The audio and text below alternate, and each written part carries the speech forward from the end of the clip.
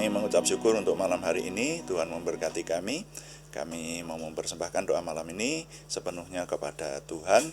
Kami menyerahkan Tuhan berkati, Tuhan berikan pengurapan, sehingga semua yang kami persembahkan, baik ketika kami memuji menyembah Tuhan, ketika kami merenungkan firman-Mu, maupun kami melayani Tuhan dengan doa, semuanya menjadikan nama Tuhan dimuliakan dan kami semua diberkati. Dalam nama Tuhan Yesus Kristus kami berdoa. Amin. Selamat malam Bapak Ibu, Saudara sekalian yang sudah bersama dengan kita di sini dalam doa malam hari ini. Doa malam melalui online ini diadakan secara iman Kristiani dengan dasar keyakinan kepada Tuhan Yesus Kristus, Yeshua HaMasyiah, Juru Selamat dunia, Imam Besar Agung kami. Dan firman Tuhan yang didokumentasikan dalam kitab suci Perjanjian Lama serta Perjanjian Baru menjadi pegangan kami, menjadi pegangan kita sekalian.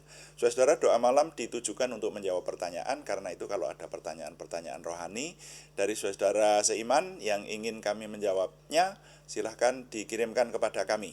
Nanti akan coba kami jawab dan menjadi tema-tema dalam doa malam kita. Seperti hari ini, kami masih ingin melanjutkan menjawab pertanyaan dari Ibu Endah Tri Lestari di Salatiga. Ini sudah yang yang keenam kalinya, saudara ya. Satu pertanyaan atau dua pertanyaan ya, beberapa pertanyaan, dan kami menjawabnya berkali-kali ya, karena saya mencoba untuk menyampaikan jawaban yang maksudnya lebih dalam seperti itu. Jadi dengan waktu yang terbatas, kami bagi-bagi dalam beberapa bagian. Ini sampai bagian yang ke-6. Jadi judul renungan hari ini ya, karena pertanyaannya begini. Pertanyaannya dulu. Pertanyaannya bunyinya, di alam akhirat nanti katanya manusia itu diberi rohnya baru, tubuhnya baru, semuanya baru, dan akan dapat berkumpul, saling bertemu. Itu sinkronisasinya bagaimana? Kemudian pertanyaan berikutnya, kalau di dunia seseorang ditinggal mati pasangannya lalu menikah lagi, nanti di alam akhirat apakah mereka bertiga dapat bertemu? Itu penjelasannya seperti apa? Nah, sehingga judul renungannya sama. Suasana akhirat, bagian yang ke-6. Jadi yang ditanyakan oleh Bu Endah Tri Lestari ini kan, ini sebetulnya menanyakan tentang suasana akhirat. Jadi saya ajak saudara sekalian untuk meneliti suasana akhirat. Ini bagian yang ke-6, subjudulnya orang benar dibangkitkan. Begitu, saudara ya. Nah, yang lalu kita sudah mendapatkan, meneliti dari firman Tuhan, dan suasana akhirat itu sudah kita dapati bahwa akhirat adalah alam atau tempat di mana roh manusia akan kembali ke sana. Itu yang kita dapati yang pertama, toh, sesuai dengan firman Tuhan. Akhirat itu tempat roh manusia nanti akan ke sana. Lalu yang kedua adalah alam atau tempat yang diingini banyak orang, ya, terutama yang disebut surga. Nah, itu alam akhirat itu diingini banyak orang yang disebut surga itu. Lalu yang ketiga adalah suatu alam atau tempat yang asing dan baru, yang tidak pernah timbul dalam hati manusia, yang kita dapatkan yang ketiga ya. Jadi kita ini istilahnya meraba-raba, tapi ada dasarnya dari firman Tuhan, begitu. Nah, yang jelas kalau kita menggambarkan persis tidak bisa, karena firman Tuhan sendiri menyatakan bahwa alam akhirat, terutama surga, itu tidak pernah timbul dalam hati manusia. Orang juga tidak pernah membayangkan neraka itu siksaan seperti apa. Makanya banyak orang berbuat jahat karena tidak takut akan neraka.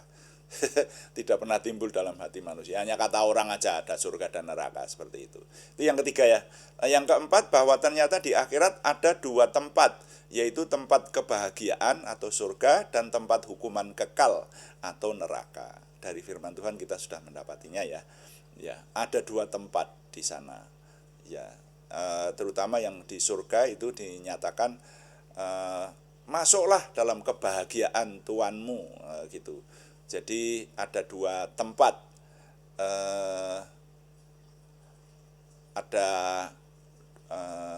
Tuhan Yesus bahkan menyebutkan berkali-kali kata neraka, gitu. Masuk neraka, itu Tuhan Yesus mengajarkan. Jadi ada ya, neraka, ada surga.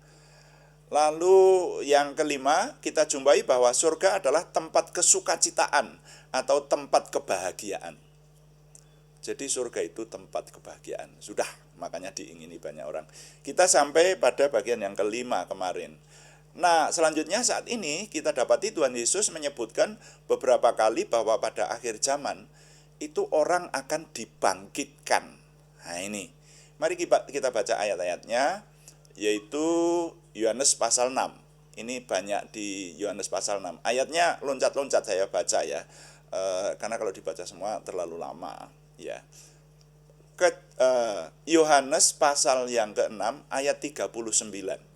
Firman Tuhan berkata begini, ini semua pernyataan Tuhan Yesus. Tuhan Yesus berkata, dan inilah kehendak Dia yang telah mengutus aku, yaitu supaya dari semua yang diberikannya kepadaku, jangan ada yang hilang, tetapi supaya kubangkitkan pada akhir zaman. Nah, kita umat Kristiani, sandaran iman kita kepada Tuhan Yesus Kristus sebagai juru selamat dunia. Sudah, inti kekristenan itu seperti itu. Percaya bahwa Tuhan adalah Tuhan yang menjadi manusia, menebus umat manusia supaya masuk kerajaan Tuhan. Lalu mengajarkan bahwa nanti di akhir zaman orang benar akan dibangkitkan. Nah, masih dilanjutkan lagi ayat 40. Yohanes pasal 6 ayat yang ke-40. Firman Tuhan berkata demikian, sebab inilah kehendak Bapa-Ku, yaitu supaya setiap orang yang melihat anak dan yang percaya kepadanya beroleh hidup yang kekal, dan supaya aku membangkitkannya pada akhir zaman. Cukup jelas kan? Ini Tuhan Yesus yang berkata seperti itu. Masih tambah lagi di ayat 44 pada bagian yang sama, Yohanes pasal 6. Jadi ini diulang-ulang oleh Tuhan Yesus ya. Tuhan Yesus berkata di ayat 44, tidak ada seorang pun yang dapat datang kepadaku jikalau ia tidak ditarik oleh Bapa-Ku yang mengutus aku, dan ia akan kubangkitkan pada akhir zaman. Jadi diulang-ulang ya. Bahkan nanti sampai yang terakhir di ayat 54. Jadi berapa kali tadi? Ada 4 atau 5 kali ya diulang ya. Ya. Jadi ya 4 kali diulang. Ini dalam satu pasal yang sama. Ya. Nah, yang ayat 54 berkata begini, barang siapa makan dagingku, kunya huruf besar, dan minum darahku, kunya juga huruf besar, ia mempunyai hidup yang kekal, dan aku akan membangkitkan dia pada akhir zaman. Nah, jadi sekarang kita dapati dari firman Tuhan, bahkan kuatkan juga oleh pengakuan Marta, saudara Lazarus yang meninggal itu. Ya, pada waktu bertemu dengan Tuhan Yesus, dan Tuhan berkata, kuburannya di mana? Lazarus itu. Lalu ditunjukkan, dan percayalah, saudaramu akan bangkit. Nah, gitu. Nah, lalu di Yohanes 11 ayat 24, maka Marta itu menyaut Tuhan Yesus dengan perkataan begini, kata Maria kepadanya, aku tahu bahwa ia akan bangkit pada waktu orang-orang bangkit pada akhir zaman. Nah, begitu. Jadi di firman Tuhan ada beberapa tempat yang menyatakan bahwa orang benar itu akan diberikan kebangkitan pada akhir zaman. Nah, saya memahaminya kalau dibangkitkan itu tubuhnya diberi tubuh yang baru, tetapi rohnya tidak baru, seperti yang dinyatakan oleh Bu Endah Tri Lestari. Bu Endah kan berkata, katanya orang nanti kalau di akhirat itu diberi tubuh yang baru, roh yang baru, semuanya baru. Pertanyaannya Bu Endah berbunyi begitu. Itu bukan begitu Bu Endah, ya. Diberi tubuh yang baru, ya. Karena logikanya tubuh yang lama kan sudah rusak. Ada yang sudah dibakar, kalau dikremasi itu, ada yang sudah menjadi debu, sudah dikubur bertahun-tahun. Maka diberi tubuh yang baru. Nah itu. Tetapi kalau rohnya mestinya tidak baru. Nah gitu. Ya. Karena kalau rohnya baru, itu berarti rohnya ganti. Karena roh tidak bisa mati, kan begitu. Ya. Nah, jadi tubuh yang baru itu diberikan. Karena tubuh yang lama ini sudah terikat dalam dosa. dagingnya sudah dalam dosa. Makanya, nah di sinilah poinnya, sehingga Tuhan itu masih bisa menebus kita. Karena apa? Manusia masih bisa mati. Coba kalau manusia itu tidak bisa mati, sudah tidak bisa ditebus oleh Tuhan Yesus. Tidak ada lagi batas antara roh dan tubuh yang fana ini, gitu ya. Tetapi karena ada batas yang disebut kematian, makanya kematian itu memberikan, saya pakai istilah, memberikan kesempatan kepada Tuhan untuk masih mempunyai selah, masih mempunyai celah, yaitu memperbarui tubuh, gitu. Nah, gitu loh. Mudah-mudahan saudara bisa menangkap apa yang saya ketengahkan ini.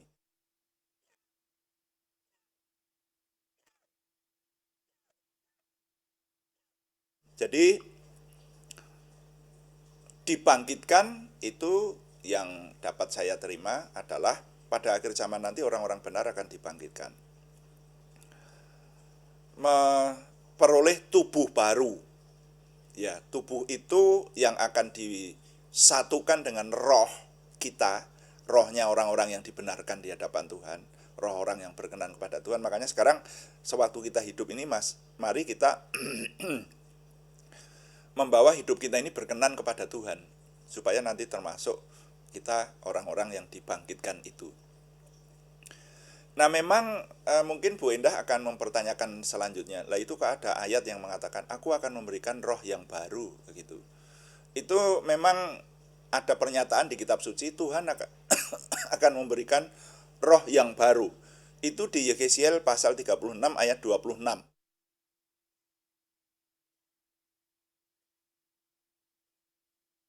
Kalau menurut saya ini satu-satunya ayat firman Tuhan yang menyatakan dengan kalimat bunyinya, aku akan memberikan roh yang baru. Ya, tapi di situ dikaitkan dengan frasa berikutnya. Aku akan memberikan roh yang baru di dalam batinmu. Jadi kalimat lengkapnya berbunyi, aku akan memberikan roh yang baru di dalam batinmu. Nah, penafsiran saya ada dua penafsiran. Ya, ini kalimat di Yehezkiel pada pasal 36 ayat 26 ini tadi. Tafsiran pertama, roh yang baru itu bukannya roh manusia itu diganti, tetapi roh manusia yang sudah diperbaharui. Yang tadinya diliputi dan bersifat kejahatan semata-mata, maka rohnya kemudian diperbaharui dan menjadi orientasinya kepada kebenaran semata-mata. Kalau itu banyak orang mengalami, termasuk saya boleh bersaksi. Saya dulu orang jahat, saudara. Ya, saya sudah banyak yang tahu lah. Saya dipanggil Tuhan bertobat itu dari hidup saya yang hidup lama yang tidak keruan. Suka berbuat jahat, gitu aja. Kalau diceritakan memalukan.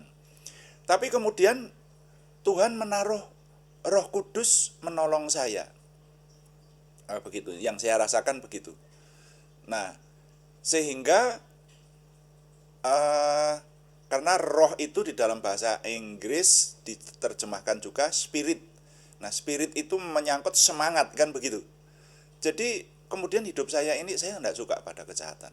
Serius, saya tidak suka pada kejahatan. Jadi kalau melakukan kejahatan yang sangat-sangat disengaja begitu, saya tidak mau.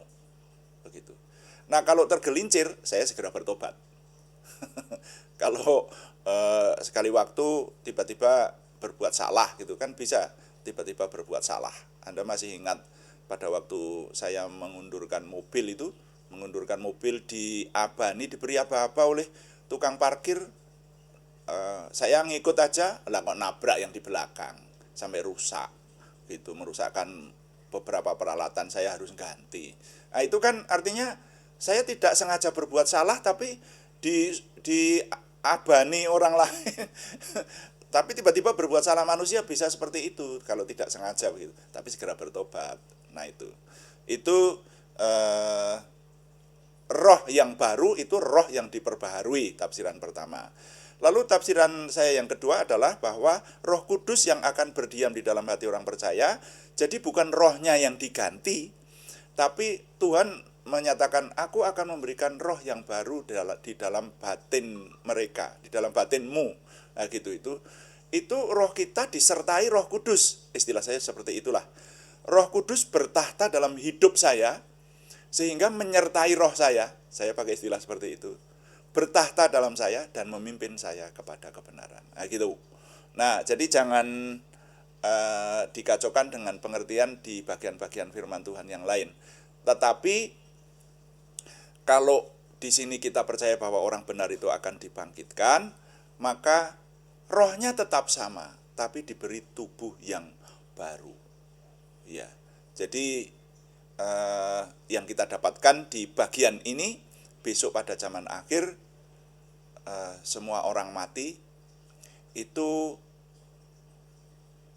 tidak akan mati secara seterusnya, tapi akan dibangkitkan dengan tubuh yang baru.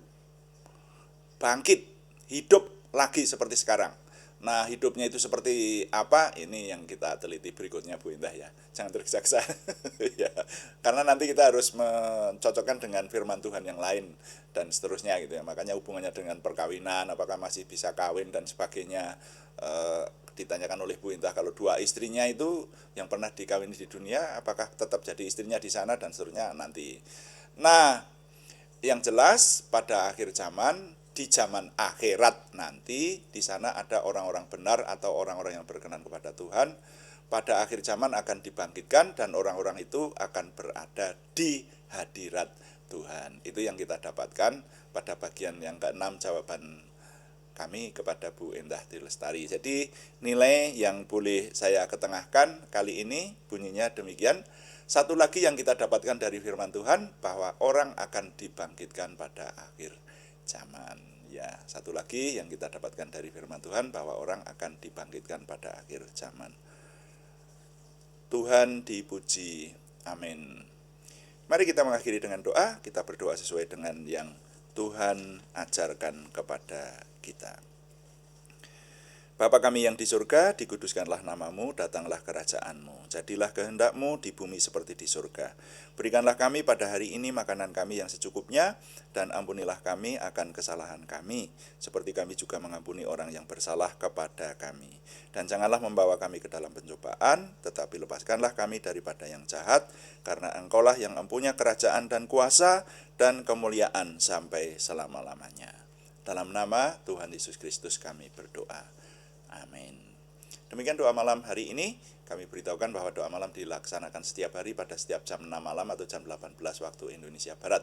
Live streamingnya setiap jam 6 malam di channel kami, di channel Guls Gereja Online 1. Saudara bisa mencarinya. Terima kasih kepada saudara-saudara yang setia mengikuti. Juga ada doa pagi. Doa pagi dilaksanakan setiap jam 5 pada hari-hari yang sama. Setiap hari jam 5 pagi. Temanya berbeda. Yang doa pagi lebih rinci, lebih lama, dan temanya mempelajari Alkitab dari Kejadian sampai Wahyu, seperti itu. Kalau yang doa malam menjawab pertanyaan. Dan kami tetap mengharapkan dukungan Anda, setidaknya dukungan doa. Terima kasih yang belum memberikan subscribe, berkenan memberikan subscribe, like, komen, dan share. Bagikan kepada teman-teman lain sehingga lebih banyak lagi yang diberkati bersama dengan kita. Selamat malam, Tuhan berkati. Amin.